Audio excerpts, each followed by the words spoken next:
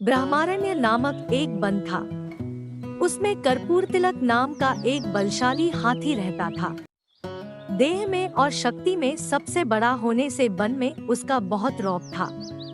उसे देख सारे बाकी पशु प्राणी उससे दूर ही रहते थे। जब भी कर्पूर तिलक भूखा होता तो अपनी सूंड से पेड़ की टहनी आराम से तोड़ता और पत्ते मजे में खा लेता। तालाब के पास जाकर पानी पीता और पानी में बैठा रहता। एक तरह से वह उस वन का राजा ही था। कहे बिना सब पर उसका रौब था।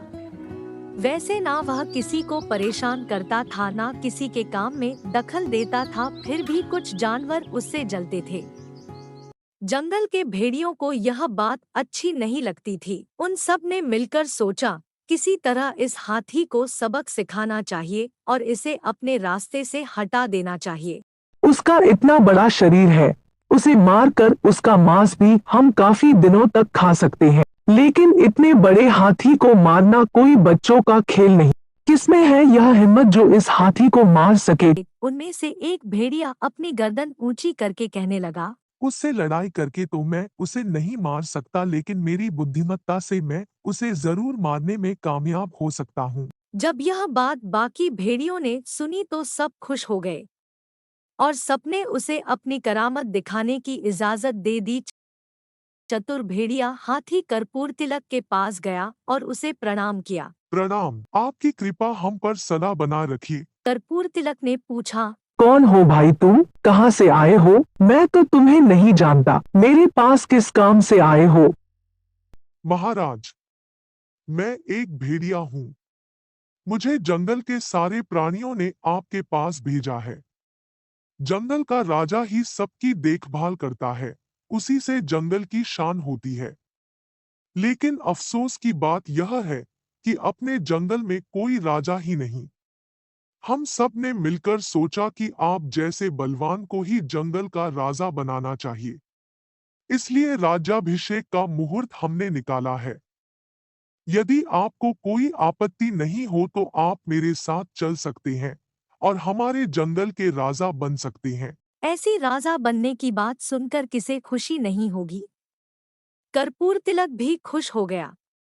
अभी थोड़ी देर पहले तो मैं कुछ भी नहीं था और एकदम राजा बन जाऊंगा। यह सोचकर उसने तुरंत हामी भर दी। दोनों चल पड़े। भेड़िया कहने लगा, मुहूर्त का समय नजदीक आ रहा है, जरा जल्दी चलना होगा हमें। भेड़िया जोर जोर से भागने लगा और उसके पीछे कर्पूर तिलक भी जैसे बन पड़े। भागने की कोशिश में लगा रहा। बीच में एक तालाब आया। उस तालाब में ऊपर ऊपर तो पानी दिखता था, लेकिन नीचे काफी दलदल था। भेड़िया छोटा होने के कारण कूदकर तालाब को पार कर गया और पीछे मुड़कर देखने लगा कि कर्पूर तिलक कहाँ तक पहुँचा है। कर्पूर तिलक अपना भारी शरीर लेकर जैसे ही तालाब में जाने लगा तो दलदल में फंसता ही चला गया। निकल न पाने के कारण में वह भेड़िए को आवाज लगा रहा था, अरे दोस्त, मुझे जरा मदद करोगे? मैं इस दलदल से निकल नहीं पा रहा हूँ। लेकिन भेड़िए का जवाब तो अलग ही आया। अरे मूर्ख हाथी, मुझ जैसे भेड़िए पर तुमने यकीन तो किया, लेकिन अब भुगतो और अपनी मौत की घड़ियां गिनते रहो। मैं तो चला। यह कहकर भेड़िया खुशी से अपने साथियों को यह खुशखबरी देने के लिए दौड़ पड़ा। बेचारा कर्पूर तिलक। इसीलिए कहा गया है कि एकदम से किसी पर यकीन ना करने में ही भलाई होती है।